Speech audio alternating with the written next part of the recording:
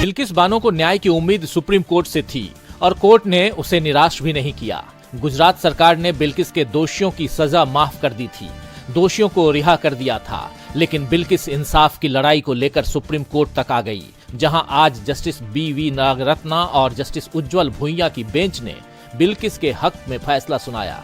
यूनानी दार्शनिक प्लेटो के कथन को कोट करते हुए सुप्रीम कोर्ट ने कहा कि एक महिला सम्मान की हकदार है, उसका पद या धर्म जो भी हो, क्या महिलाओं के खिलाफ अपराधों पर सजा में छूट दी जा सकती है। कोर्ट ने इसके आगे ये भी कहा कि सजा बदले की भावना से नहीं बल्कि रोकथाम और सुधार के लिए दी जानी चाहिए। एक डॉक्टर सिर्फ तकलीफ को देखकर नहीं बल्कि मरीज के भले के लिए दवा देता है, इसीलिए अगर कोई अपराधी सुधर सकता है तो उसे मौका मिलना चाहिए। दोषियों की सजा माफी के पीछे यही धारणा है।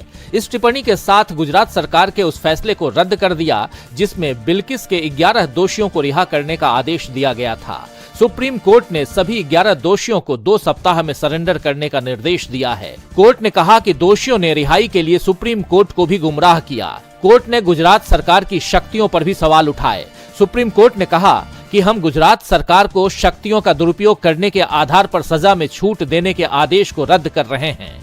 गुजरात सरकार को इस मामले में कोई आदेश देने का अधिकार ही नहीं था। जिस राज्य में कोई मुकदमा चलाया जाता है और सजा सुनाई जाती है, उसे ही दोषियों की सजा में छूट की याचिका पर फैसला लेने का अधिकार है। दोषियों पर महाराष्ट्र में मुकदमा चलाया गया था। हमें दूसरे मुद्दों को देखने की जरूरत नहीं है। इस मामले में कानून के शासन का उल्लंघन हुआ है क्योंकि गुजरात सरकार ने उन अधिकारों का इस्तेमाल किया जो उसके पास थे ही नहीं और उसने अपनी शक्ति का दुरुपयोग किया। फैसले के आखिर में कोर्ट ने कहा कि कानून का शासन कायम रहना चाहिए। चूंकि छूट के आदेश रद्द कर दिए गए, इसीलिए स्वाभाविक परिणाम अवश्य आने चाहिए।